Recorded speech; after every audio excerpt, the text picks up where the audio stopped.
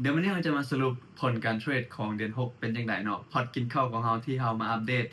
ทุกท้ายเดือนเนาะโอเคเดี๋ยวเราเข้าไปเบิ่งน้ำกันเลย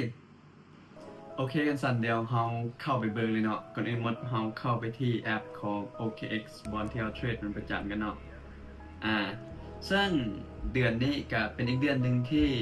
การเทรดของเราเริ่มกลับมาแล้วเนาะแต่ว่าดมบ่ค่อยเปิดออเดอร์หลายเพราะย้อนอย่างความมั่นใจเขายังบ่มีเนาะก็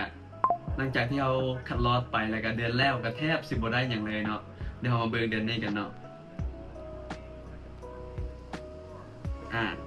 เข้าไปที่ history เลยเนาะจะมี order history เขาเข้าไปที่ position history วันนี้เนาะ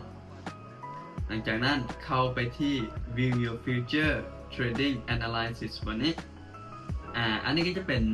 ผลการเทรดใน30มื้อที่ผ่านมาเนาะซึ่งเดือนนี้เขากดไปทั้งหมด20ไม้เนาะคือที่ทุกคนเห็นในหน้าจอเนาะแล้วก็วินเลท 100% นั่นก็แสดงว่าเดือนนี้เขาเทรดไป20ไม้ชนะรวดเนาะบ่มีไม้ใดที่จะแดงเลยเนาะก็คือที่เห็นเนาะตามสถิติแล้วก็ในนั้นเหรียญที่เขาเทรดไลน์ก็จะมีตัวของ Bitcoin เนาะแล้วก็ Solana อันดับที่3ก็จะเป็น Ethereum เนาะซึ่งเดือนนี้ดมเทรดแต่3เหรียญนี้เท่านั้นเนาะ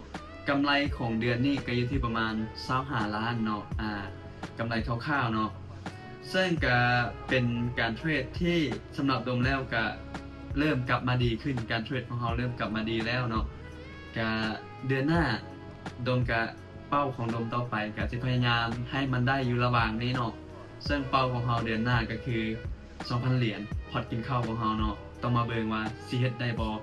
ซึ่งคือที่ดมเว้าการเทรดของดมบ่จำเป็นที่ต้องได้เวอร์วังอลังการแบบหลายเติบแต่ว่าแต่ละเดือน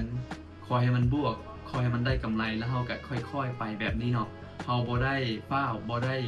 คิดฮอดอีหยังเนาะที่จะเทรดได้กำไรแบบหลายๆบาทเดียวเนาะโอเคอันนี้ก็จะเป็นพอร์ตกินข้าวของเดือนนี้เนาะแล้วสำหรับใครที่มักคอนเทนต์แบบนี้แล้วอยากรู้วิธีการเทรดเนาะก็ฝากกดไลค์กดแชร์แล้วก็ฝาก